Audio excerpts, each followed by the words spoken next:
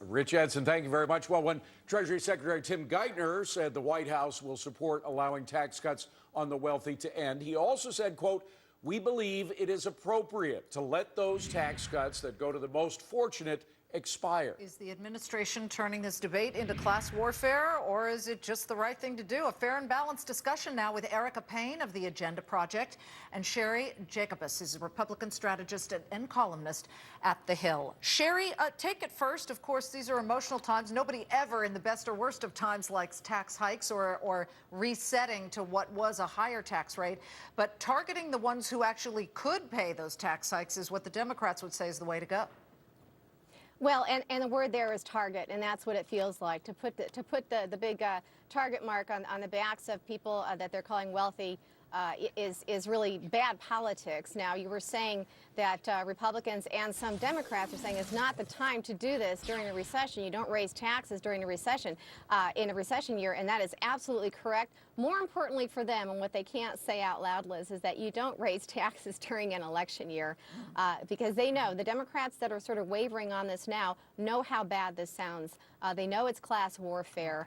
Okay. They know that Washington is spending out of control, and they have to keep taking more and more of our money, raising taxes to pay for all of this stuff that they're doing. And they know that they're politically vulnerable on that point. So that's probably the real reason why the Democrats who are shaky about this are shaky. Right. Obviously concerned about doing this in a recession, but a political year. I want to give Erica a chance to jump in. That you do have responsible folks. Kent Conrad and other folks. Evan Bayh has said the same thing.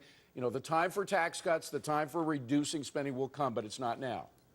It's not now. This is not class warfare. We gave a tax cut, the Democrats gave a tax cut to 95% of people in this country. They've incentivized small businesses with tax cuts to hire more people.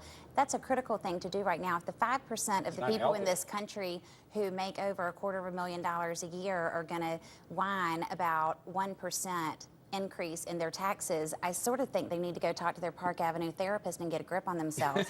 I mean, that's actually preposterous. It's a lot of small business people, though. It's not just let's talk about small businesses. Small businesses got a $5,000 tax cut in the last budget. 250,000 income earners at 250,000 aren't going to Park Avenue psychiatrists. I mean, this is it's not a lot of money when you look at all the taxes that have been taken out of it, costs for their kids and their family, just the living expenses, Erica. Listen, it's absolutely true that $250,000 is not what $250,000 used to be. I totally agree with that. But the question is, if you've given a tax cut to 95% of Americans, which is what happened in this last budget that Obama passed, and you've got tax cuts going into small businesses, which is where 70% of jobs are created, and then you've got 5% of people, cry me a river. I mean, seriously. But Sherry, you know, I talk to small business people all the time, and they say the tax cuts that we have seen that supposedly been coming out of the administration haven't helped us. That's why we're not seeing change in the employment numbers. What we need is to make sure that the tax cuts that were put in during Bush stay that way. I think tax cuts are always going to be helpful, and I think the tax cuts that we have had have maybe kept things from getting worse. So I think when you're looking at taxing people that, yeah, $200,000, $250,000 doesn't go as far as it used to, but this is still the investor class as well, and everybody's been hit by the markets and with their investments over the past few years, and so when you start reducing people's ability to invest, that's going to hurt the whole economy. So it's class warfare, and it's just bad economic policy, Got to give bad Erica politics. the last word, fair and balanced. Go ahead, Erica.